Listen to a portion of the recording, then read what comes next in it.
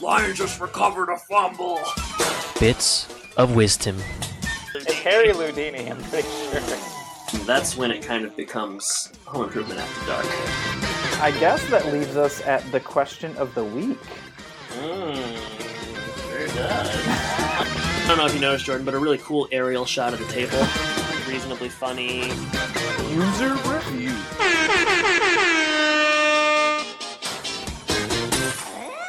Does everybody know what time it is? Home and podcast time. That's right, a company that exchanges Christmas presents with Binford Tools is proud to present a Home Improvement Podcast. My name is Adam, and I'm joined by my little elf, Jordan. Ho ho home and podcast. Here we are, Jordan. Oh yeah, we made it. The long anticipated, as of like a week ago, we decided this. We finally have put together our research. You told me before the show started that you have no knowledge but a lot of opinions, and that will make for a good show. I was referring to our putting together of the show, the production. Generally, I'm kind of in a place where I am telling you kind of what I want you to do. But I don't have the skill set to do that, so I'm basically probably the worst. You just say make it happen. The worst kind of co-host you could have. No. But let's focus on the positives, as it is the season for such. And this week we're covering the Santa Claus. Isn't that right, Jordan? We are. It's going to be a little bit different than our norm. Probably a little bit longer since usually we cover a 22-minute show. If it's not longer, then we're really doing a poor job of kind of explaining the plot and working our way through this. So yeah, hopefully a couple hours. Hopefully we can keep it under that. Yeah, that's the goal. And if you make it all the way through, kudos, because I don't even think I'll be able to do it. This might take no editing because I don't think I can handle it. We'll see. Jordan, we have the best fans in the world, so I have little doubt that they will not be able to make it all the way through this. So. Well, that's good. We've got a lot of different stuff that we want to cover. We've got trivia that we've found out, some taglines. We've got all of the box office numbers that everyone's super interested about, and they couldn't just look up on Wikipedia. I was going to say, we have all the information that's available when you click on Wikipedia and look at it for 10 seconds. That's the information we have, and that's the information we're going to give you. But we package it in the Home and Podcast way, and that's the best way. That's definitely right. Hey, Jordan, what do you want for Christmas this year? We're going to get in the episode soon enough, but I did want to ask you, is there any one gift in particular that you're more interested or that you're really yearning for this year? Besides your love and admiration? You've already got it, pal. Oh, my goodness. Well, let's see. I always struggle to make a gift or a Christmas list every year. We do a Secret Santa with my family, and we only, get one gift for all of us. There's plenty of us. Let's see, what did I put on this year's list? I put some new V-neck shirts. I had a podcast microphone. I got that for my birthday, which is pretty close. That was kind of my one thing that I wanted. And you had noted that it sounded better last episode, so it looks like that was a worthwhile gift idea. Yeah, by the time this episode comes out, listeners will have heard the last episode, and I think it sounded quite a bit better. So that was a gift for all of us, I would say. Yeah, I would say I wasn't trying to hoard it. I don't really have too many good things on the list. It's like the boring stuff. I need some new shirts. I need some Pistons gear. I want to kind of get some of those home improvement line shirts that we see every single week with the, it has medium, XL, whatever size that they wear on the front. XXL, I'm pretty sure. Yeah, I did price some home improvement hats, but they don't have anything quite like what I'm looking for, and they're also like $30, and earlier I think I said I would spend up to maybe 15, 20, so 30 is just too much. Well, Jordan, I hope you get your V-necks, and if you don't, let me know, and I'll just send you some. Is that one of the you were talking about the hats? You sent me a picture. Was that one of the ones that you were pricing out? I'm trying to figure out. Oh man. It was something like $30, $35, and it didn't even say. It said like home improvement on it. It didn't even say tool time, and I want a tool time hat. So, But that's not on my list. This year, if there's one gift I want, oh man, I see. I don't have much difficulty coming up with a pretty long list and a pretty specific list. You've got a lot of wants and needs. I do. I guess I'm hoping that I get. I need like a new bag for work, kind of like a messenger bag. I've been using the same one for and I got one. I got to put up my laptop, my papers, my folders, and the one I've been using I've had for the last couple of years. So I'm hoping to get maybe a new one of those, and maybe some new sneakers as well. I don't know. Yeah, we'll see what Santa brings. It just depends on kind of how much money people give to the show, and and I'm going to use that money to buy you a gift, and then vice versa. Just kidding. Get yourself a new messenger bag. Yeah, I'm just going to buy myself Calvin Klein or wherever. Yeah, definitely. No, that was just a joke. Please continue to donate if you have not yet done so. All right. So what are we covering this week? We've said it, but let's say it again, Jordan. What are we doing? The Santa Claus, the 1994 box office smash hit. Tim Allen stars in The Santa Claus. Let's see. We have some box office numbers if we want to jump into them. Well, first and foremost, debuted 11/11/94. So people that saw it on 11/11 at 11/11 probably made a wish, and they wished for 2 additional Santa Claus films after this one, and they got it. It is followed by 2 sequels. 2 inferior sequels, I would say, but I'm not going to say much more beyond that because we may cover them years in the future. But I was thinking next year we should do Christmas with the Cranks because I think that's a real stinker, and that could be pretty funny. Quite the contrast to this one. Right? I think that's probably a good idea. Did you see it in the theaters when it came out? I would have only been 4, so I can't remember. I don't know. I would agree. It seems like maybe I did. Probably, it seems very possible. I remember seeing it very young, but I'm not sure. This one, directed by John Pasquin, written by Leo Benvenuti and Steve Rudnick. It stars Tim Allen, as we know him as, Judge Reinhold, Wendy Crewson, Peter Boyle, David Krumholtz, and the young boy, the cutest young boy I think you ever knew, Eric Lloyd. Just a fantastic child actor, I think. Yeah. Jordan, you got some box office numbers for the folks? Yeah. So it's the budget was estimated at $22 million. Worldwide gross was $189 million. Mega hit. I mean, that's a huge hit, and 75% on Rotten Tomatoes. I noticed, which well, I was gonna argue the opposite because for like a popular Christmas film, they don't usually do that well. Yeah, that's not like It's a Wonderful Life. To have a 75%, I would say is pretty strong. We mentioned John Pasquin earlier, and he's the originator of Home Improvement. Is that right, Jordan? He's a director and producer on Home Improvement. And that relationship we can kind of assume formed on Home Improvement. And then he directed this film. He also did Jungle to Jungle and Joe Somebody. So 3 Tim Allen films. Man, but they are quite the power couple. And you got to assume that his success here enabled him to direct those other ones that again were probably not as good. Although I like Jungle to Jungle, I stand by that.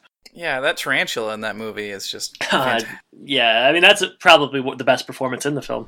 I'd say. Is that tarantula? No tarantulas in this movie, though. So no, just a lot of Christmas spirit. A lot of Christmas spirit, and a lot snow of elves globes everywhere all the time. And a lot of Judge Reinhold sweater jokes that don't work because those sweaters would be cool now. Yeah, you're probably wearing one right now. Can't say, won't say. You got a synopsis for the folks? I got a few things. I've got like a short, like 1-sentence summary, and then I've got a longer synopsis written by Anonymous. Oh, if they're not putting their name on it, it must be pretty raunchy. Yeah, well, we'll find out shortly. And then is this Home Improvement After Dark? This might as well be. Yeah, this is later than we usually record. It is.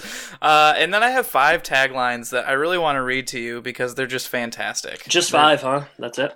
Just 5. So I guess I'll get into it because otherwise this will be a 3-hour podcast. Hey, so let's do it. The short plot summary I've got here is when a man inadvertently kills Santa on Christmas Eve, he finds himself magically recruited to take his place. Which, to me, I don't know if that makes it sound a lot more sinister than it actually is. I was going to say, that sounds pretty grim. Also, it seems like, yeah, I mean, I guess technically he does inadvertently kill. Although, kill is never... Did they ever say that he killed him? It was at least manslaughter. I don't know. My knowledge of manslaughter versus murder just wasn't what it should be. I should have boned up on that. Well, in any case, that's a somewhat of a misleading, one sentence. How about we beef it out a little bit here? Okay. Let's expand. Yeah. All right. So this was by Anonymous, as I said earlier, not the organization, the hacking organization. Well, yeah, it'd be really funny if they were spending their time on this, just hacking into like the IMDb page and changing things. Yeah, I don't think you need to hack into the IMDb page to change things. That's true. Yeah, that is true. So I'm going to go ahead and read this. Divorcee Scott Calvin is disgusted to learn that his ex and her husband have tried and failed to break it easy to their 6-year-old son Charlie that Santa isn't real. On Christmas Eve, Scott reads The Night Before Christmas, then receives an unexpected visitor on his roof. When he's startled by Scott's calling out and falls, the Santa impersonator disappears, leaving only 8 reindeer sleigh, eight reindeer sleigh, and a suit with instructions to put on if he's involved in an accident. Scott does and is transported around the town, dropping gifts off through chimneys until he's taken to the North Pole and informed by a group who claim that they're elves and that he is now Santa. Charlie is proud of his dad's new job, though Scott is convinced it's a dream. Until his hair turns white, his beard refuses to stay shaved, he gains weight inexplicably, even for this sudden love of junk food. Now he's accepted it. There's just one problem: how to keep it secret from his disbelieving family. If that's not a Tony Topola synopsis, I don't know what is. That was Anonymous though, wasn't it? It wasn't Tony Topola, right? I don't believe it. It did. Anonymous seemed to get confused midway through some of their sentences.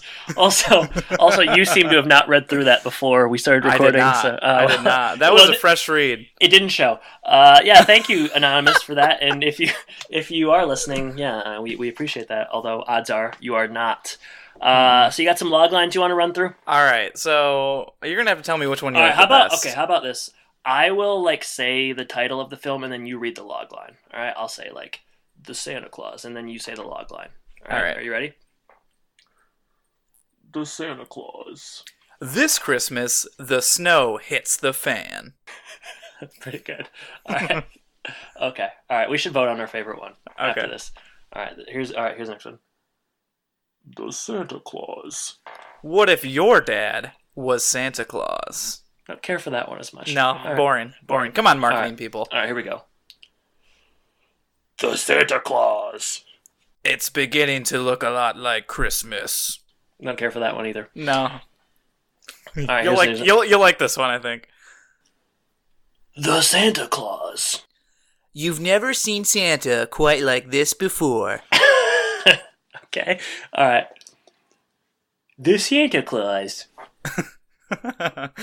Scott Calvin must become Santa. No if, ands, or just one big butt.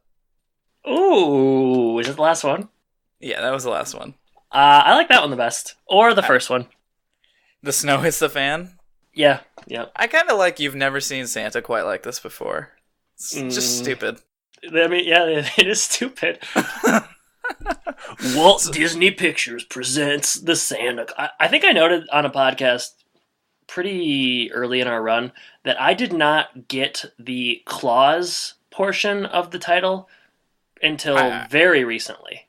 Yeah, I mean, it's certainly a very clever pun, I guess. Joke. I guess I don't know something. Yeah, I did not. I really like in all seriousness, I didn't get that, and I'm a smart guy. So I mean, you got to figure how many other people out there are not getting that. Probably not that many. Well, today, if they're listening to us, they're gonna find out. So we got to get into it then, shall we? We got to do it. We got to do it. Boy, I don't even know how to start. All right, I'll start. Through this behemoth. All right, we open with a very, very cool overhead shot. So immediately I knew that this was going to be good. We start with a crane shot looking down at an office party. We see multiple levels and then sort of an atrium in the middle, and I knew that this was going to be better made. The opening credits were very much of the era. Looked like something done on a low-budget computer. But it's an office Christmas party, not to be confused with the film that I just saw came out and somewhat enjoyed. All right, so the camera meanders through the crowd. We're following a Santa, but it's not the Santa, nor is it Tim Allen. It's a holiday party. I immediately thought, I've never really been to a holiday party like this. I've never worked for like a business or any kind of the teaching. They just don't have parties like this, and I was kind of envious. I assume that you've been to parties like this. Well, not this big, perhaps, but yeah. I mean, so when I worked in Michigan, I at a software company there. We did kind of a birthday. They did like a birthday of the company party. That was their big party every year. Okay, yeah. So that was in February. So that was kind of like the big one where they rented out halls and they had all this kind of stuff going on. For Christmas, it was. I mean, they had like catered food and stuff, and we all kind of got together. But it wasn't nearly this kind of a shindig, if you will. Well, I didn't even have a party with catered food this year, so don't even get me started. I tell you. Hey, I haven't lived that life for several years now. That's true. Well, I was envious in any case. So yeah, we're at a party, and we find out that the Midwest marketing team for toys is being recognized, and Peter Boyle is there, and he is the boss. He plays Mr. I believe it's Whittle. It doesn't necessarily matter what his name is because he's not in the film very much, but Peter Boyle, best known as the father in Everybody Loves Raymond and Frankenstein in Young Frankenstein. Young Frankenstein. Yeah. So Tim, it's gonna be hard not to call him Tim. Scott is it really? I knew it was gonna be. Scott is being recognized. And Santa. Santa, and he makes a speech with a coworker, and he kind of steals the mic right away. He does, yeah. She's a woman, and in keeping with the Tim Allen brand, he takes the mic from her very quickly and sort of steals the show. And then we cut to him driving. He's in the car and he's heading home. He calls his ex-wife and says he's going to be late. And I thought this is like the exact same opening they use in Jingle All the Way. Oh, I don't remember. It's the exact same thing. Open at a Christmas party. Arnold Schwarzenegger, like, he's late. He calls his wife from the car. He forgot to get his son a gift. It's the exact same thing. But is there a crane shot? Yeah, it's a long. It's like Touch of Evil. It's a long crane shot, no cuts. Yeah, it's fantastic. No, it is very, very similar, and I assume I'm not gonna say they're both Christmas movies, and maybe there's only so many things you can do at the beginning of a Christmas movie. I think there might be more than with one a lame option. dad. I don't know if this is just like shorthand for this guy is like not a great father, but it was very similar.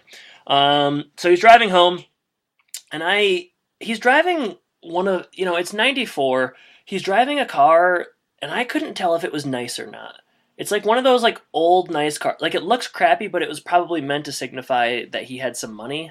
Thoughts on that? I mean, I don't remember exact car, but you would think he has. I mean, we see that he is pretty successful at what he does. There was a record-breaking sales year with the do it yourself dolly or whatever, do it for you dolly, whatever that was called. So I don't remember what he was driving, but I would guess that it's a nicer thing. Okay. But who knows? Who knows? Somebody who's going to watch it closer than I did, apparently. Well, or someone that knows a lot about cars, which the majority of people. So we get home, and his son is waiting with his mom and her husband, so his stepfather, Neil, played by... I wanted to mention one thing before we talk about this scene. Yeah.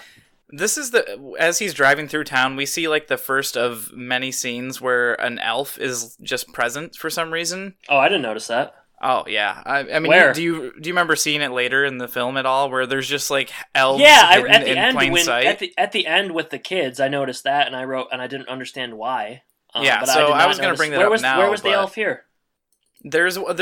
As he's driving through like the actual town, there's just like a little girl outside, and she has elf ears. So I'm just not. What am I supposed to understand about this? Okay, we're going to talk about the message boards. Well, if we have time. There's a post on the message boards where the question is whether or not Scott Kelvin was like predestined to be Santa Claus, and I think seeing elves at this point prior to anything happening would probably be a vote in favor of that. Don't you think? Why else would the elves be hanging around fictitious Lakeside, Illinois? You know? Yeah, the only thing I was thinking was that there are all of these secret planted elves that maybe help Santa keep an eye on whether they're naughty or nice. But we see later that Santa's kind of supposed to just know that. So Yeah, it's I don't like really have. it's an innate thing that he just kind of knows. I think, yeah, I don't know. That's an interesting. I do kind of maybe wonder if it is saying if it's just kind of setting up that this was just kind of meant to be, like it was just written in time, a wrinkle in time, if you will. I don't know. I don't know. So, anyways, back to the home. Sorry. we're home.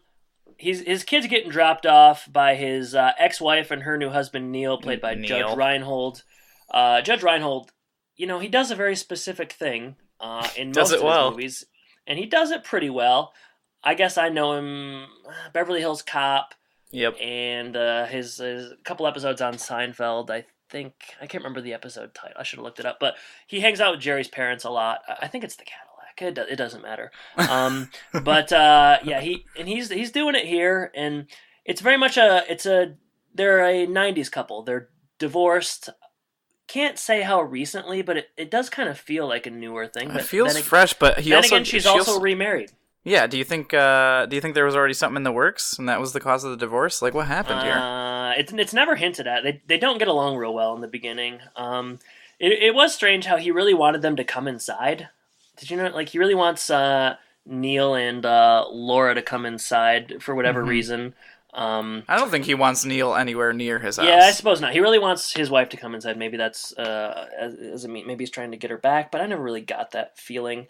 But they come inside, and Charlie doesn't really want to be with his dad. He notes sad. at one point, "Do I gotta stay?" He just isn't really interested in being there. He gets Laura to agree to come back like first thing in the morning, Christmas morning, to pick him up. Ugh. And then through some exposition, it's revealed that Neil has told Charlie that there's no Santa, and this upsets Scott. He thinks what's the harm, and like, why tell him that? What's the harm? It upsets me. Throughout the whole movie, they are just going out of their way to like Why tell are him they that so there's no concerned that this 6-year-old believes in Santa? Exactly. He's very young. It's like it's not, and this is something we'll probably keep hitting on, but yeah, it's not hurting anything. But they're like, Neil is just like, he's a psychiatrist, and he's so determined to like tell this young boy that there's no Santa, which I guess when we find out later on that he was 3 or whatever when he found out there's no Santa, which isn't impossible because when you're 3, your brain doesn't even work like that. But No. it's a whole different thing. Do you remember what age you were when you Late. I mean, like, I don't know. That's a whole can of worms. That's a whole can of worms because, like, I don't know. I think I knew probably at like 7 or 8 or something, but probably chose to not really acknowledge it until much later. And to this day, my parents, they never told me there was no Santa Claus. That was never a conversation, like most conversations that I think kids and parents are supposed to have. I did not have that. So I don't know. I guess probably realistically, I was probably pretty late. I was probably still going on with the whole show until I was maybe like, I could have been like 12 or 13. Oh, see now I knew and I understood it, but I guess I just didn't see the harm in continuing it. So. Right. Yeah, and that's kind of how I feel about them trying to convince the 6-year-old that he's not there. But I had to, as our listeners will know, I don't remember much about when I was younger, so I did some research, asked my mom what the situation was, and apparently around 8 or so, I would start asking questions, just like, the logistics of Santa. And she didn't necessarily steer me one way or another. She would ask what I thought of that. So I must have come to my own realization at some sort around that age. And, Santa, my mom has very distinctive handwriting that no one else has. That was always the thing. Like that, I think that's the earliest, like, a way that you can recognize is like through the handwriting. Yeah. But, I imagine my 3 older brothers also were not necessarily helping in that regard if my mom wanted to keep that charade up. So right, I understand. Yeah, but it is strange. They're really kind of forcing it down his throat, like acting as if he's too old, but he's just a little boy. He's so young, and they just continue. So young and so whiny.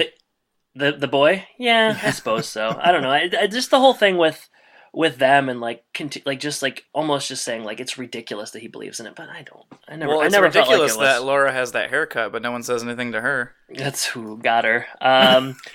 Okay, so we cut later on. Scott is trying to make a meal for his son, but just like Tim on Home Improvement, there's fire and there's trouble. He's got a fire extinguisher out. It's just not working. So they elect to sort of hit the road, and I think he intends to take him somewhere a lot nicer, but most places are closed. So they end up at a Denny's, which is as Scott says, an American institution.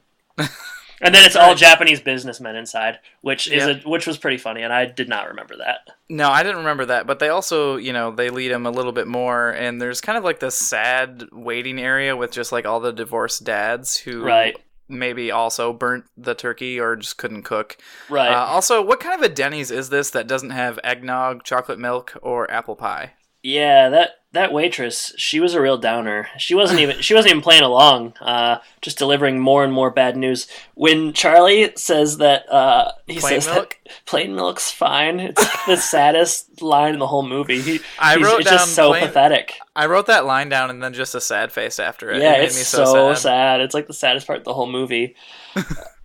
And then they don't. They're not very long. Yeah, they don't linger. They kind of very return long. home. It's quick scenes here. Yeah, a lot of quick cutting, and they're home. And Charlie's now in bed. Scott is reading The Night Before Christmas to Charlie. Charlie kind of falls asleep and kind of wakes up a couple times. And Scott tries to go quickly through the book, but he wakes up, and Charlie is doing what I did. He starts asking a lot of questions about the logistics of Santa. His dad struggles a little bit to answer these. But I think by the end of the conversation, Charlie believes that Santa is real. Because he asked him to put the cookies and milk out because it can't. He says, it can't hurt. Let me ask you this: at this point in the movie, are we supposed to think that Scott's a jerk? He's at least halfway a jerk. I think he's supposed to. Well, he's really not though. No, he's not. But like, his kid doesn't want to stay with him. He's divorced. He's not. He's not even a bad dad though. Not necessarily. He just can't cook. Yeah, I feel like, he lacks the warmth that he will kind of gain throughout the movie, but usually, movies where people kind of have like their comeuppance or they're, like in, I don't know, what's an example of, like Scrooged, for instance, like he sees the error of his ways and then he kind of changes, but in this case, like Scott starts out as kind of a prickly guy, but, he's upset that his kid doesn't know about Santa Claus, he's reading him the story, he's taking him out to dinner. It's not a great relationship, but he's not a bad father. So I don't know. I just felt like I felt like maybe there's just something missing. Is the way I see it. That I guess I agree with, but yeah, it's not like he is just he's far from a monster. He's far from even being like a bad father. He's a little bit he maybe lacks a certain patience. I guess would be the worst thing you could say about him. I don't know. Yeah, I don't know. I just, I wouldn't say he's like an evil character at this point, or even like a cold, hated character. But he's a better husband. I think he obviously puts work before his kids, or his kid. Yeah. Okay. Yeah. And maybe that's it. Okay. Yeah, that I buy. Business over family. Show. Later on in the night, there are noises on the roof, and Charlie goes and he wakes up Scott. Scott's wearing he's wearing some very sexy boxers for a very long time. Mm-hmm. It ends up being the reindeer, but he hears some noises on the roof. He goes outside and he hollers up because he sees a Santa Claus figure, in fact, and he scares him off the roof. And as the synopsis said in the beginning, he kills him. He falls off the roof, and we assume that Santa dies, I suppose. Yeah, he waves goodbye a little bit later. That was something I noticed as well, kind of morbid. It's like when the NFL players are hurt and they give the thumbs up as they go off the field. It kind of reminded me of that. Nobody clapped this time, though. Nobody clapped. I clapped. Yeah, I also thought it was kind of strange that like Scott is weeding through his outfit looking for ID. I don't know. I guess I've never had someone fall off a roof. Have you ever accidentally killed anyone?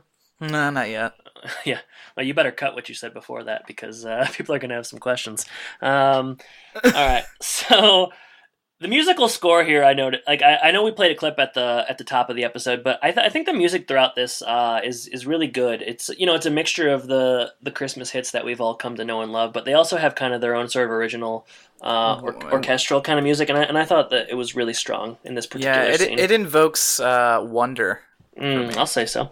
Mm-hmm. All right, what happens next, Jordan? Yeah, so at this point, Santa disappears. The suit is only left behind. Charlie convinces his dad to put on the suit, and a ladder appears. They go up on the roof for some reason. Actually, Charlie climbs the roof first, which seems dangerous. I mean, I can't imagine how slippery that roof is with the snow and ice and whatever else is going on in Lakeside, Illinois. That Lakeside, Illinois, a.k.a. Greater Toronto area. Yeah, Greater Toronto, which is where they filmed it. Yeah. But I would imagine it's supposed to be actually Chicago. I don't know. I think it's supposed to be suburbs of Chicago. I would say. So not too far from where I'm from. So we're on the roof, and there's a very decorative sleigh. There's some reindeer, and Scott doesn't want any part of this right now, but Charlie is all into it and trying to see what they can do as far as delivering presents and whatnot, because that's what he assumes needs to happen. I think that's a safe assumption to be made. I think if you have a reindeer and a sleigh on your roof, I don't think it's a leap to think that, you are going to become Santa Claus. That's exactly what happens. And, they take off. There's no Rudolph in the front of the reindeer, which I noted. Comet's kind of the star of this one, and you know what? Comet's kind of a bad frankly. Yeah? Comet is in many ways he might be the Adam the of best, this film. Well, he's the best. Well, synonymous bad Adam. You made the connection, but he delivers a lot of comic relief, and he of course he can't talk, but more his like eyes, comet relief. Yeah, comic relief. Ooh, God. Oh man, good. Yeah, we should have longer episodes every time. We have more time to expand on our jokes. He is funny, don't you think, or no? Yeah, he's fine. Whatever. Oh, you're not as into it as I am. I know he's animatronic, but he's kind of a precursor to like Sven would be in Frozen. He just doesn't get as much screen time. So I don't know Frozen well enough to. Well, then we'll just move right past that. I saw it, but I don't remember it that well. I did, but I think Comet is hilarious, and in many ways, kind of. Not only does he played Comet. Not only does he lead this, he doesn't just lead the sleigh, Jordan. He also kind of just leads the film in many ways. Except for he's not present in a lot of the film. The important scenes are the ones that have Comet. All right, so they take off in the sleigh, and they get to another house, and I wrote down this. Apparently, at one point, Scott notes the guy who lives here, quote, is a tailor, and I think he meant that in terms of the profession of being a tailor. Oh, it was certainly a shout out. But I think it was definitely a shout out. Did you pick up on that? Yeah, I wrote that down as well. I think there's a couple different, like you were saying earlier, there's a couple different, little moments where they're alluding to the Home Improvement show. You were talking about him, like, burning the turkey. You were talking this moment right here. And I think there's a couple more that I might have written down, but aren't coming to the top of my head right now. So we'll see those littered throughout the movie. Definitely. So he gets to the first house, and things just sort of happen. He picks up the bag and he floats. Takes him down the chimney, and he kind of is. I don't know. I guess he is compressed into a small space, and he goes down in, and he does it at this first house. And I mean, does he do it at two houses? I believe he goes to another house, and then he sees that little girl, and she wakes up. Yeah, that girl and is very memorable. I remembered her quite well. Yeah. She asked a lot of questions. She notes that Santa's skinnier. Yep. He's lactose intolerant. Lactose intolerant, which we'll see later on as well. She kind of compensates for that next year. Like you said, she's just got a lot of questions, but she's excited to see Santa, and she's interested to see what she gets this year. Scott gets her to go back to bed. He's kind of short with her. He's a little bit short with her. He's a little confused at what's going on right now. In his defense, it's an odd situation, but I would say he's handling it pretty well. Yeah. I also noted that some of the wrapping that they used for these houses, they were like the fanciest Christmas presents I've ever seen, with these giant glittering bows and super expensive looking Christmas paper. That is not the kind of wrapping that we used at my house, and we just used whatever was convenient. My mom recently found stuff that was from like the 70s, and Right. it still worked great. I do know. Yeah, they just don't make wrapping paper like they used to. They don't. They just don't make it like they used to. 2016. Yeah, they don't. This reminded me. Did you ever have like a Santa come to your house? To my house? No. Yeah. One of my either it was my dad or my dad's friend had a Santa suit, and he came over one time. Was it Roger? I don't think it was Roger. I went to Roger, your dad's best friend. I bet you he wasn't expecting that. No, I never had a Santa come to my house. I lived too far out in the country. They didn't. They Santa barely delivers there. Yeah, he barely made it. Okay, so at the end of the night, I was gonna say Scott gets kind of into it. He gets kind of into it, but then there's a moment where he says like, "We're done," and I'm wondering, how does he know they're done? Like the bag won't fill up anymore. Okay, how far away have they gone? All around the world, baby. That's interesting. At least part of it. Well, he wants to go home. He says, "Take me home," and he's taken to the North Pole, and they land there. And I gotta say, special effects in this movie, pretty well done. I mean, $22 million, even in 1994, isn't a huge budget, so they were pretty economical. But I don't know, this scene in particular, where they're kind of out in the blizzard landscape, pretty good, I thought. In the works, the sleigh later on, and then some of the special effects with the reindeer and stuff. I don't know. I thought that was all fairly well done on not a huge budget. Yeah, and the digital graphics that they use are kind of new at the time. Definitely. I mean, this is before Toy Story came out and everything like that. So right. It was, like you said, I thought it was. It's aged reasonably well. I mean, the film as a whole has aged very well, I would say. But the special effects are even those as well. So he's at the North Pole. They kind of land there, and I guess the North Pole, we can assume, comes out. Yeah. A small elf. An elf brings it out, really. Out. For some reason, there's like a digital garage door opener that he punches in a number. Yeah, that didn't transfer as well to 2016, but he puts in a code, and they are taken down into the lair. And what happens next, Jordan? Well, you just see a gigantic toy workshop. There are elves everywhere. Scott thinks they're little kids, and he's asking who's in charge and why could it be because they actually are? Could be. And we meet Bernard for the first time here, and he's kind of a darsh. He's kind of mean, I think. Bernard is Bernard's played by David Krumholtz, who has had a pretty solid career since that time. I do have his credits. He was just in the animated film Sausage Party. He was in the television show Numbers for 5 years, 10 Things I Hate About You, Hail Caesar, The Good Wife. I know him from Harold and Kumar Go to White Castle. But David Krumholtz, a long career. But you think he's a douche? Well, he's no nonsense. He's no nonsense. Problem I have. His hair. Why? The fact that he has dreads. That's a problem. But also, why does Bernard and really all of these elves expect Scott to know what is going on right now? They aren't real patient, and they aren't all that willing to explain. They seem just kind of it's as if this happens like every year almost, and they just I was gonna say the whole situation. This isn't the first time this has happened. Are they ever? Is anyone ever like, oh yeah, I'm Santa now? This is cool. Yeah, I mean, I don't know if Santas are dying so much though. That's something that they should maybe talk about. It's a dangerous job. I mean, now they would just have a drone go out there and drop off the presents, but yeah, I mean, I tell you what, technology, not always a good thing. Am I right or am I right? Okay. But Bernard is nice to Charlie. And, he is nice to Charlie. He gives him a snow globe. He gives him a snow globe that will, I guess, play a significant role later on. Sort of, you can not. call it significant. Why not? I suppose. Bernard's all right. I think you're maybe being too hard on Bernard. He's just, he's like... I think he's a little rough around the edges, just like Scott is. We learn to love him. He's about the bottom line, like they have a job to do, Jordan, and Santa Bernard Claus, they have a year to get it done, and there's a lot of things that need to be done the next year, and he doesn't really have time for Scott's questions. He's the workshop foreman, I guess. Yeah, that's true.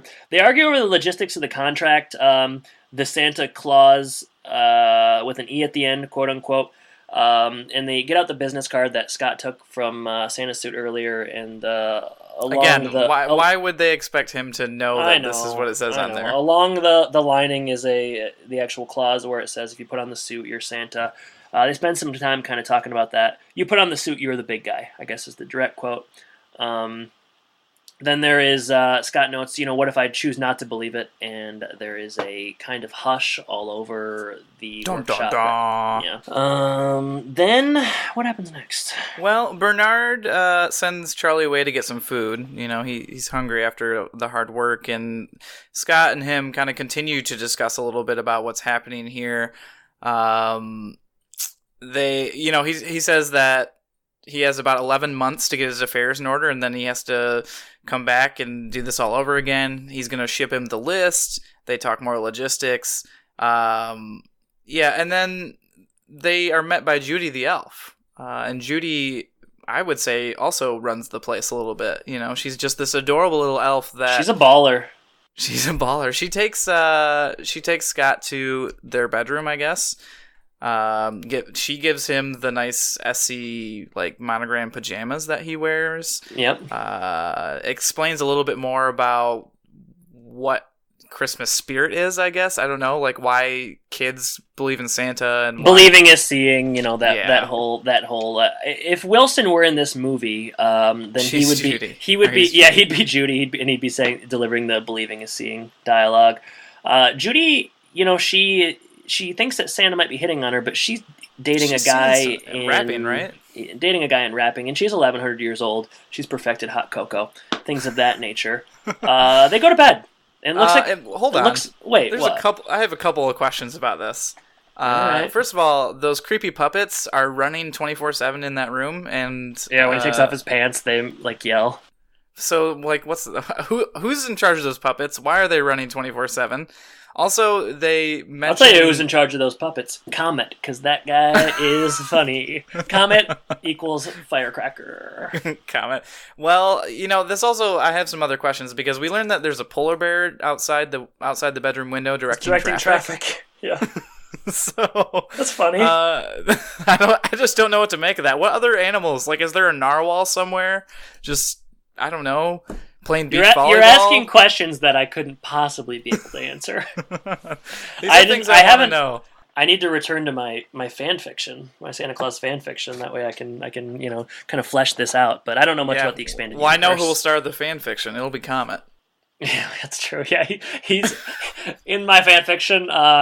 Tim dies and then Comet takes over. Super meta. Really a lot of winking within the story kind of stuff. I can't wait to hear the taglines for that one. Any more questions? Nah, not yet. Okay. Well, actually, yeah, because they go to bed, and apparently they teleport home, and I wonder, why don't they just do that for all of the presents and toys? Come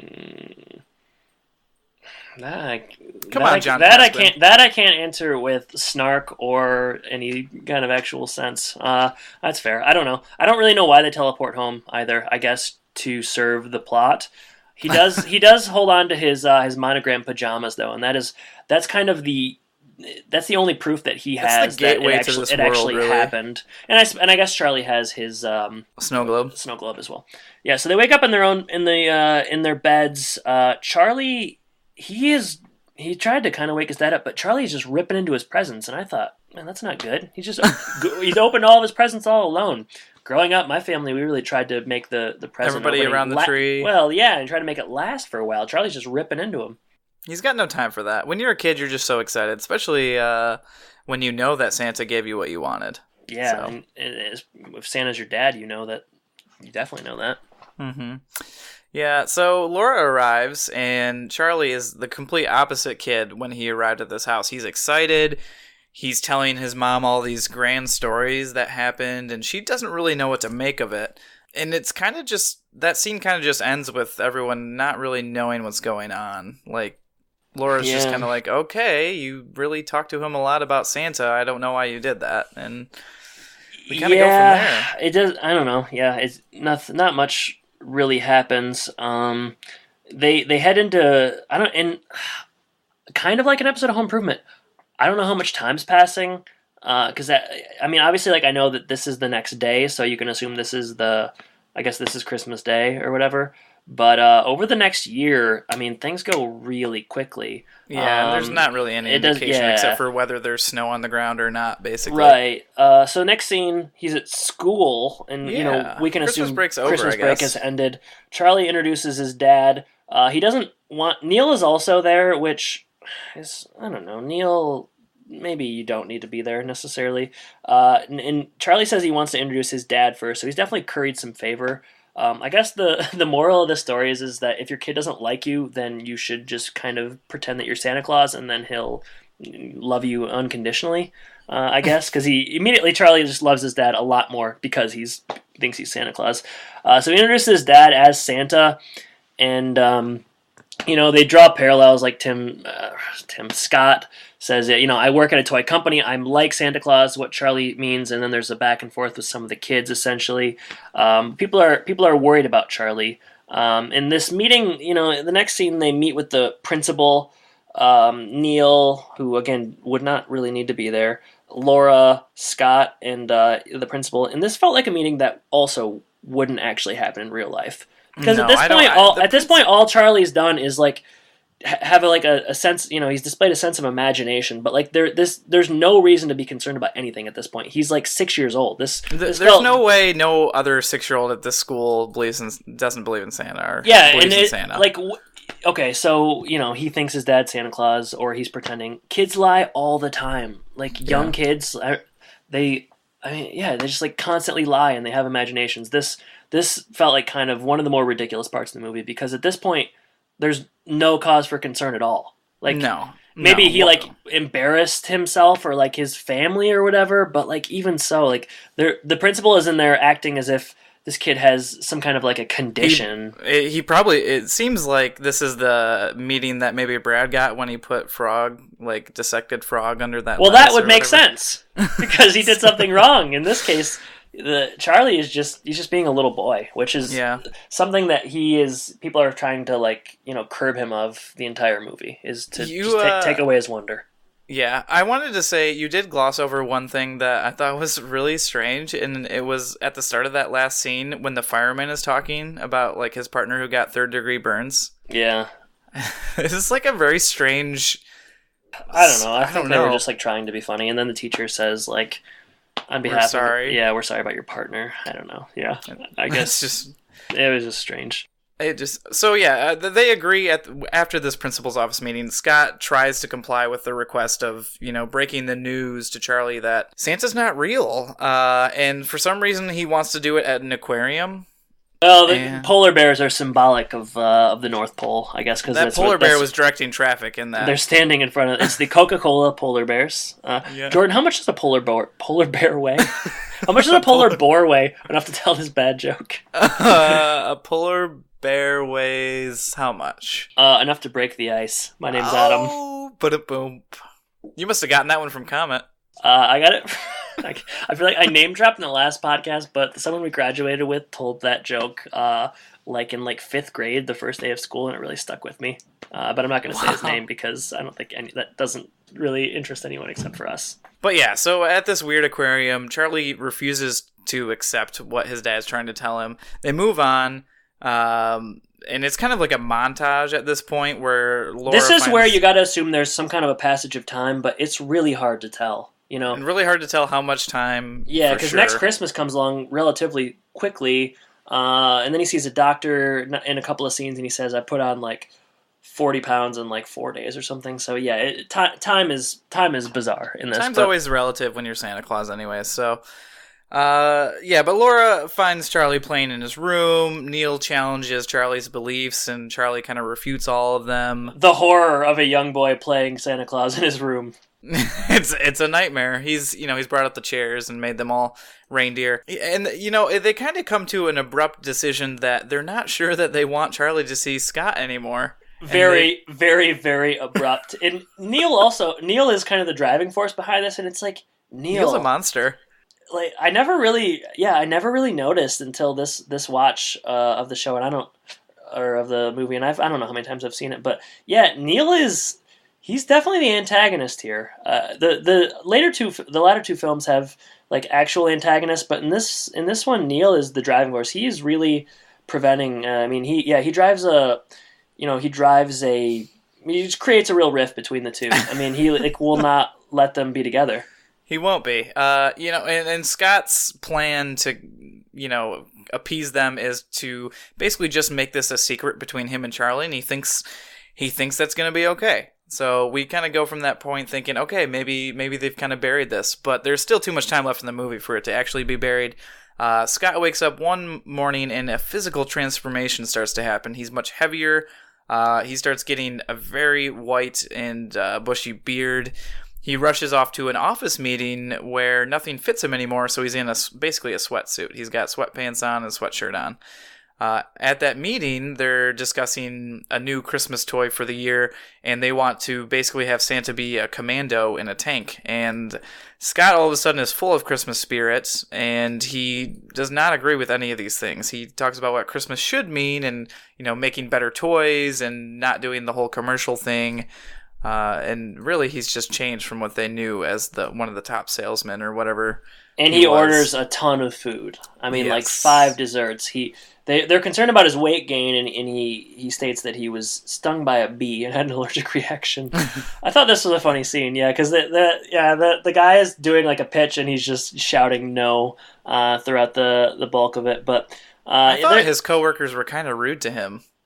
Well, to comment on his weight right away, it was just like, although... And they're all like aghast when I don't know. Are we to assume that they saw him the day before and he was skinny? Because if that's the case, then maybe that... Then you should be concerned. Response does make sense, because we haven't seen him at the office since the Christmas party before, so I don't know if he's been going to the office and then this is just the following, like they saw him normal one day and then the next day he's fat. Because if so, that reaction sort of makes sense. But his boss Peter Boyle pulls him out of the meeting. He says what's going on with you? He pulls him out of the meeting. He says, I'm concerned about you, your health, your physical health. You should go see a doctor. So we cut to the doctor's office, and I like this doctor. I was looking through his credits, and I thought I knew him from something. I couldn't really find one thing, but he's got a warm face. He looks like a real doctor. He sure does, and I think he handles Scott very well.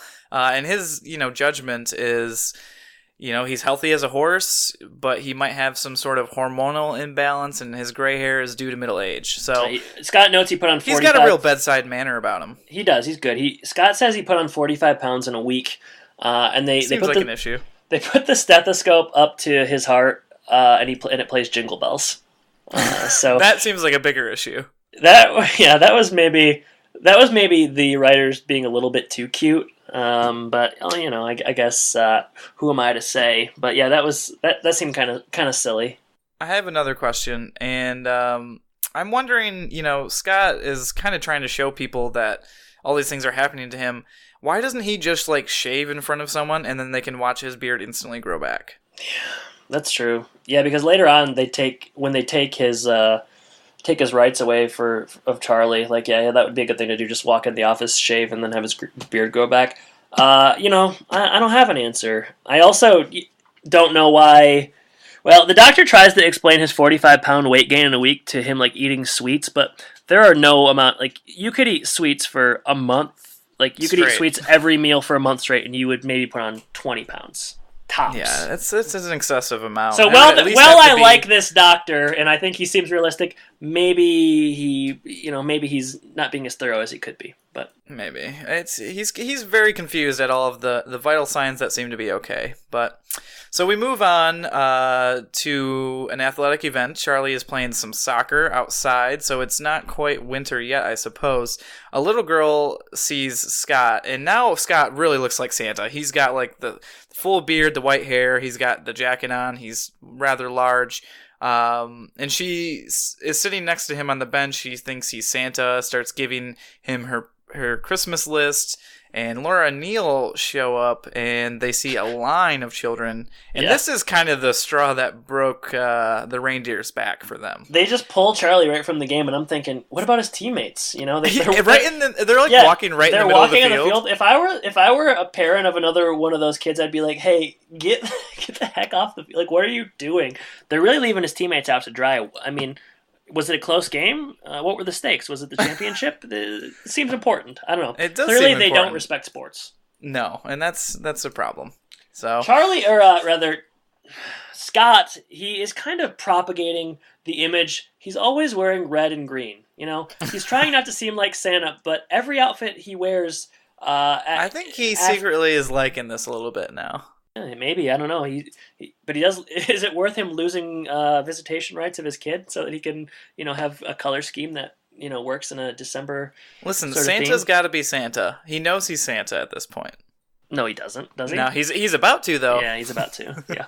But yeah, we see another scene where a Federal Express guy comes and the list arrives, and it's got a note from Bernard about checking it twice, and all these boxes come into the house, and it's this list that goes on forever and ever and ever. They kind of move, like you said, it's a lot of quick cuts now, so they move to the next scene where Neil. Well, did you notice? I did want to say something about the Christmas list. Did you know? On the Christmas list, there are two names. Andre Agassi is one, and the other is Armand Asante, who is an actor. Maybe that's part. Maybe that's for the trivia section. But I did notice. I noticed those two names without looking at the trivia, so I feel like I can bring it up now. Yeah, you've earned that right. I think so. Yeah. Congratulations. Thank you. So Neil and Laura take Charlie to a counselor. At this point, they're full on trying to revoke Scott's visitation rights. And they start reminiscing about their own Christmas disappointments. And Laura wanted a mystery date board game, which I've never seen before. And Neil, at just age 3, wanted an Oscar Mayer weenie whistle.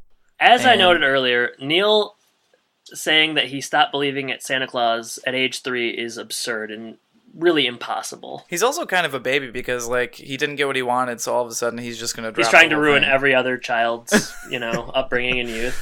But 3 years old, Jordan. I have a nephew that's 3, and he's a great young man, but he's not capable of having opinions like that. He barely he can't tie his own shoes. He just started reading, so I find that really hard to believe. I agree, and that's just one of many questions that we have, and we kind of continue the movie, and Scott's visitation rights are canceled. He loses his day in court, and he goes to visit Neil and Laura anyway. He kind of creepily looks in their window before he goes inside. Yeah, for a second there, I thought things were going to get kind of sinister. Then it was going to be that one tagline, or where it was talking about where it was talking about killing.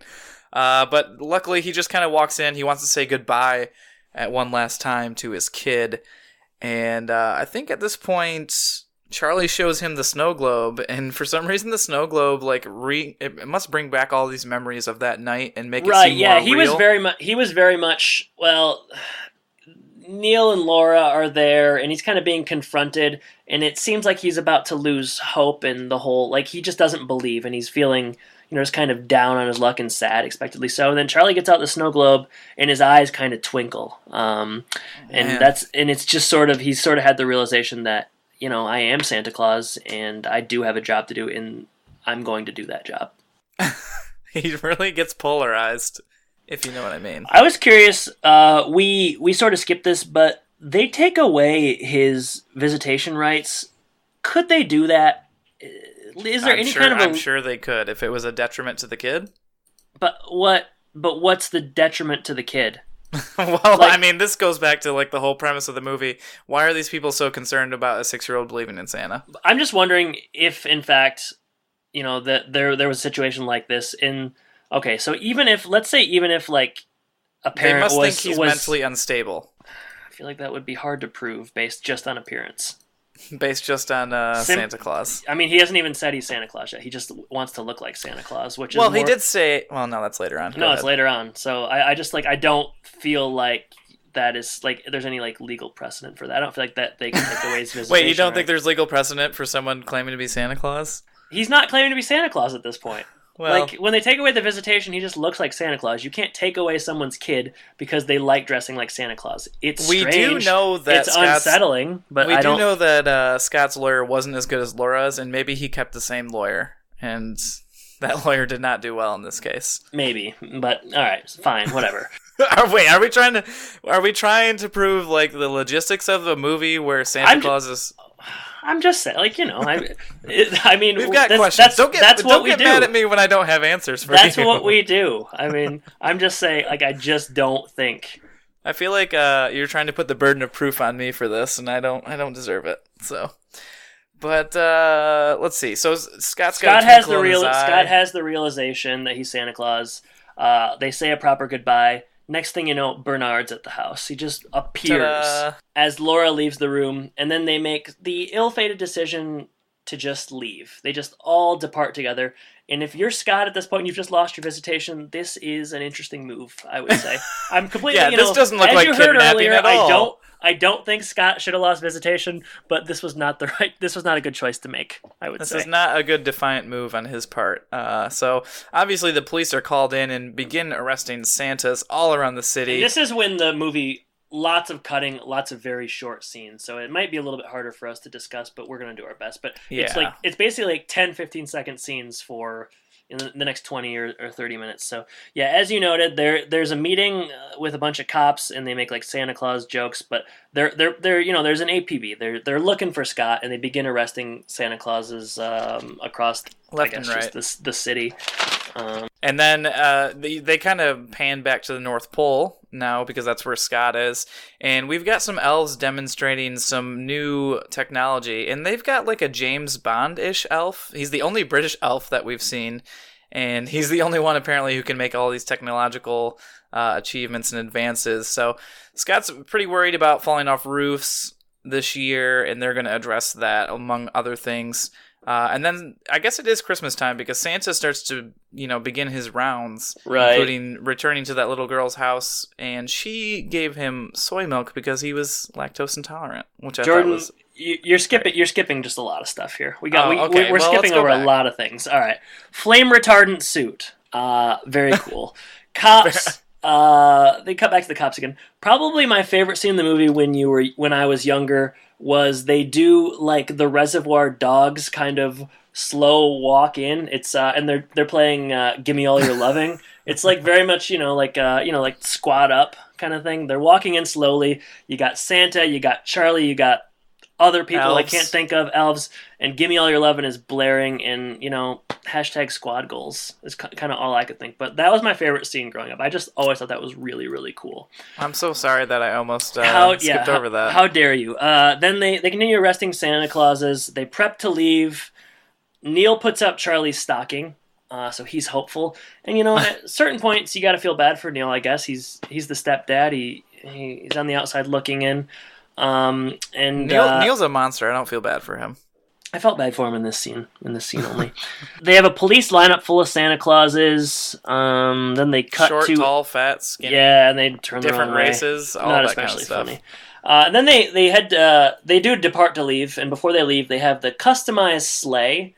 And they've made some innovations. There is in Santa's hat, there is kind of like a walkie-talkie, and they also have a CD. And I can't believe you were going to skip this, Jordan, because this is just a great joke. I don't know what you're rushing. I must have stopped paying attention at some point during this part of the movie. I really, in comparison to the first couple episodes of season 2, I really put my best foot forward with this one. Yeah. So there's the CD, which is the cookie cocoa dispenser. So it actually should be a CCD, but they're doing a CD player kind of joke. All right, Jordan, now you can talk about your soy milk. So I just don't know how to pick up from that. I feel like you've undermined all of my efforts, and but I'll try. So the little girl that we saw earlier in the movie who woke up while Santa arrived, or Scott at that time arrived, she provided soy milk and cookies instead of the regular milk, remembering that he was lactose intolerant. They kind of continue to move quickly from house to house, and Scott, at this point, returns to Neil and Laura's house to deliver presents, right? And the police arrest him. Foolish move. Why would you go back to that place? I have no idea. Yeah, he doesn't. If you're gonna just teleport into one house or teleport presents into one house, that should be it. Well, fortunately for him, he's busted out of jail relatively quickly. That's something that we kind of noted early on. But the conflict in this movie, or like the moments where anything's in jeopardy, are very, very short. Like it's mostly just build up, and then the actual like the end of a lot of quick scenes, not a lot going on. But the exposition, the early point, I guess, is kind of what people remember, because the ending, it's fine, but it's a little bit anticlimactic. I thought this time around. So So he's arrested at Charlie's place, and like we said, he seems surprised. Then we meet these ELFS, these elves, and they're dressed like baby Ghostbusters, kind of. Yeah, pretty much. And you dig these guys, though. Oh, do I? You said you thought they were cool. I don't remember that, but they are the elves. They are the Effective Liberation Fight Squad. So not only do they have a cool name that is what they are, it stands for something. So they pick up Charlie. There's kind of one guy who's in charge who maybe when you were younger, he was your hero, I think, maybe? Is that what you mentioned earlier? I thought he was cool when I was younger, but I found him smug this time around. Oh, yeah. He's just like a little kid trying to like act like too cool or too confident. Act like a real grown up. Right. Like it's almost like he's looking at the camera sometimes and kind of like winking and mugging. I don't know. You know what would have been great? If Comet broke Santa out. Yeah, I feel like they could have given all this kid's jokes to Comet, and it is a better movie. Like if they condense Comet and this smug leader of ELFS together, then you probably have a movie. You got a 5 out of 5. Well, it's an 85% of Rotten Tomatoes. Before the Commandos, before they bust Charlie out, Charlie. Before they get Charlie off the roof.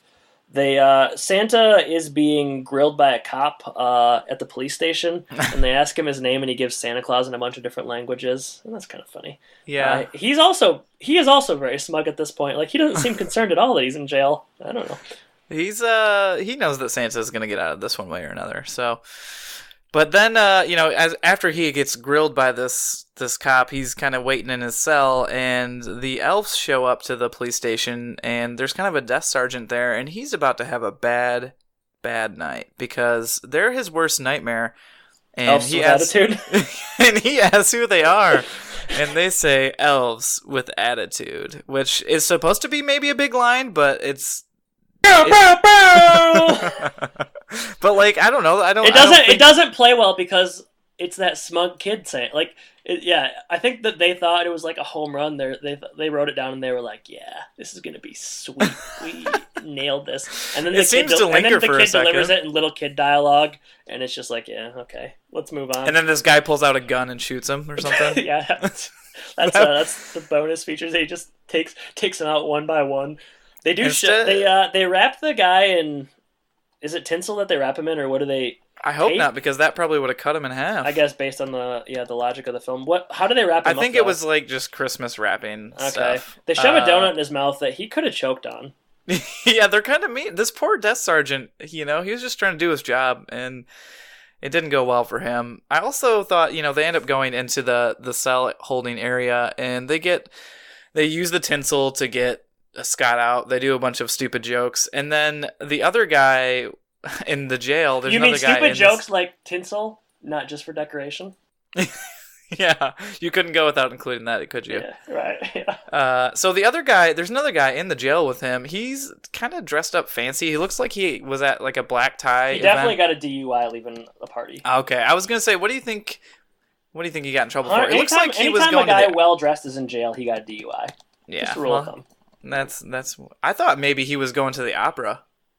Yeah, he probably was drunk on the way to the opera. Okay. Let's see. So at this point, they return to Laura and Neil's house, they're dropping Charlie off because they quickly, and because it's so fast here at the end. Charlie's missing, and it's a big deal, and it's maybe I don't know if it's national news, but like we did skip a scene earlier where they like trace a call that they get, and like they're trying to keep him on the line long enough to track it down, but like there's major concern. This kid's missing, and everybody in the area is looking for him. But they drop him off like it's no big deal. Yeah, and then apparently no cops are at this house anymore, and this is kind of where the whole rest of the movie unfolds. Scott tells Charlie that he has to stay with Neil and Laura, which he's upset about. And at this point, Laura just begins to believe that Scott is Santa. I'm not really sure what triggers this. There is no real trigger. Okay, good. I'm glad. Charlie, maybe it's just like Neil is just, or not Neil. Maybe it's just that Scott is just so self-sure that she's convinced. But he says you got to stay here with your family. You can't. It'd be selfish for me to take you. and he says that Charlie's the least selfish person that he knows. And then, yeah, Laura and Neil are both kind of convinced. Laura first. She Laura burns first, the custody papers. Which then it begs the question: why'd you get it in the first place? If you were just going to be like talked out of it without any real like proof whatsoever. But my guess is that she didn't want him in the first. Maybe she didn't want him in the first place, and Neil forced her to. Probably, but my guess is there's probably some more legal stuff that has to happen for that actually to happen. But I don't think so. No, I don't think so. Just throw papers in the fire. That's all you gotta do. That's what it was like in 1994. If something's binding, you just gotta burn it, and the problems go away. You got tax problems, same thing.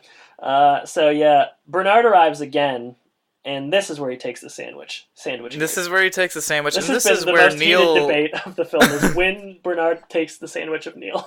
And Neil, his mind is blown at this moment. He thinks that he's still not quite convinced, and he thinks that Scott has somehow included them in his delusions. And I like the line that Laura says.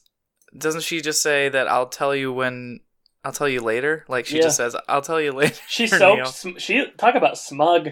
She acts like all of a sudden like she understands everything, and Neil's an idiot. About 10 minutes ago, she was ready to like have Scott Calvin put in jail for life, and now she's like, she's acting as if it's some joke that they're all kind of in on. But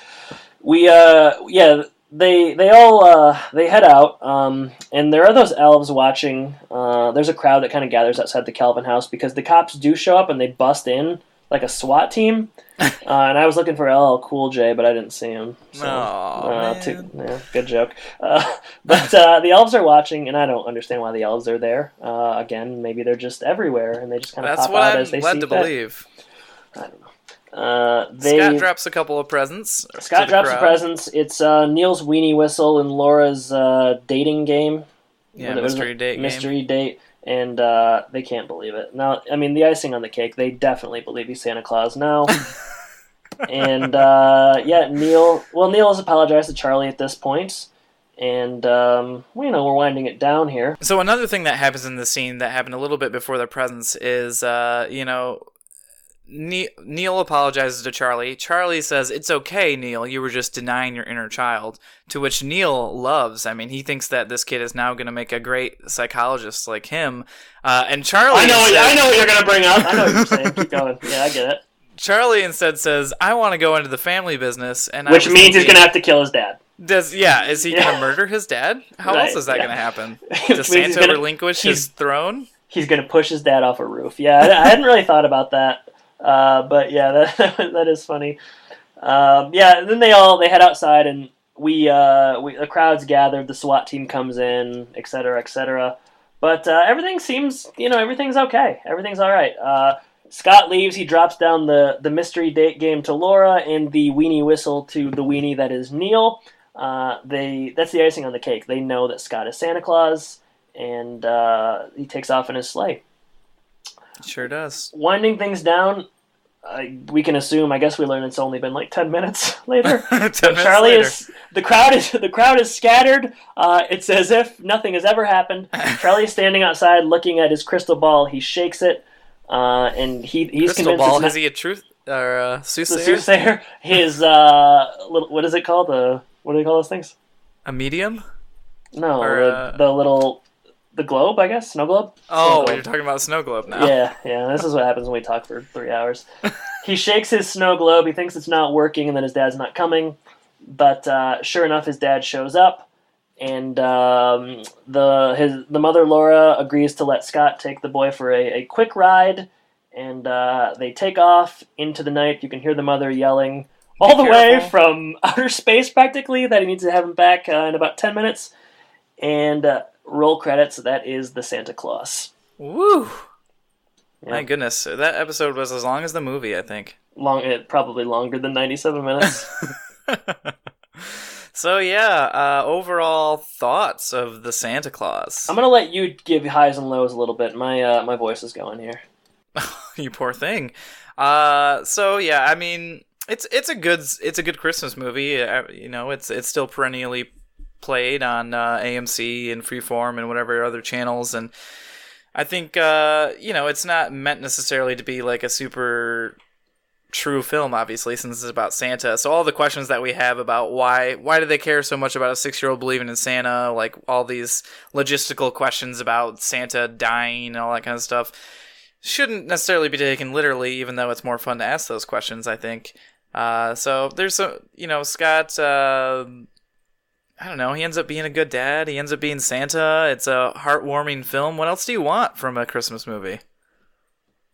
Yeah, I really like this. I think it probably has aged better than I thought that it might. It's a really good Tim Allen performance. I think, it's less. There are definitely some of those Tim the Tool Man kind of characteristics still there in the beginning, but it's a very warm performance. I thought he looked good. I thought he was funny. I thought his acting was very, very on point. I think obviously, like, people point to Toy Story as being the best Tim Allen film, but this has got to be his best performance. I mean, in that scene where he looks at Charlie and has the realization that he's Santa Claus, and there is that twinkle in his eye, I do genuinely think like it's really, really good acting, and that's not something we always get to see on Home Improvement because it's very much formulaic and the same kind of thing. Not to say that there's not some good acting on Home Improvement, but this is a showcase for Tim Allen to kind of let everyone know what he can do, and I think he does that really well. Go ahead.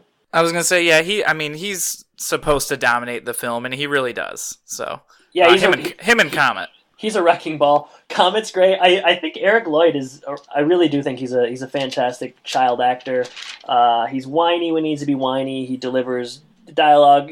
Because kid actors that can go very, very wrong, as we so often say. And by the third one, maybe it's not maybe he doesn't necessarily belong there as much, but he's really good in this one. I like Bernard. I like most of it. I think the jokes are good. There's a lot of jokes that I didn't get when I was younger that I probably got this time around. I think it's warm. Yeah, I think it's a great film to watch around the holiday for any family, and I think it hopefully will continue to be for many, many years to come because, like we said, it does feel kind of timeless when you're watching. Yeah, there's very few Christmas films that I want to watch each year, and this is definitely one of them. So, Lowe's. Well, probably just that smug dude from ELFS. No, I don't know. I mean, like we said, the logistics of it are questionable, not fleshed out, but we see that happen every week on Home Improvement, so that's something we're kind of used to. And that's supposed to be based in some sort of reality, so... Sure. Yeah, I do think maybe they could have done a little bit better with the passage of time between one Christmas and the next. It's not really made clear. And I had questions about him going to work and stuff as well. Is he working? What's kind of happening there? Has he lost his job? It's never necessarily clear.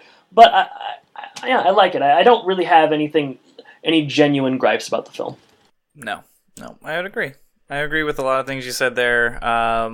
I just wonder where Rudolph is. I don't know if we see him in later Santa Claus films. He's got to find a wife in the next film, and then in the third film he is against Jack Frost. He's going against Martin Short, and I don't remember the second one at all. I remember the third one, and it's not very good. No, I hope we cover that. Yeah, I'm still voting for Christmas with the Cranks next year, but we have a year to change our mind and or stop doing the podcast. So let's just see what happens first. We're not gonna count our eggs before they hatch. I don't think so. Or open our Christmas presents until it's Christmas morning, right? That's right. So I got some trivia, Jordan. I got some trivia. What do you got? All right, here's some trivia. This is pulled from IMDb. I'm just going to read the ones that people found the most interesting. Yeah. All right. Tim Allen has a criminal record, and Disney has a no hiring of ex-cons policy. An exception was made in this case. And me, when they hired me. Did you know? I mean, you're obviously a huge Disney fan. Did you know that they have a no criminal... Do you think that that's true? I don't... It's probably true. Even for talent, like in films? I mean, that seems pretty crazy. Well, I don't know. We don't talk much about the Tim Allen having a criminal record on Home Podcasts, and we will continue to not really do so because it's in the past. I mean, I'm assuming for people know about it.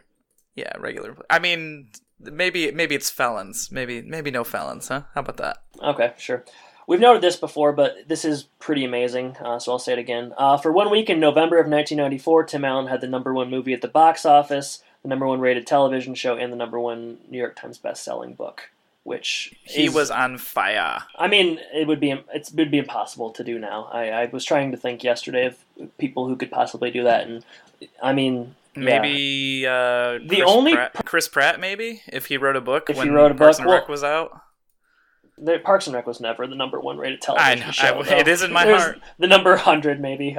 Beloved by few, but beloved nonetheless. So that's pretty amazing.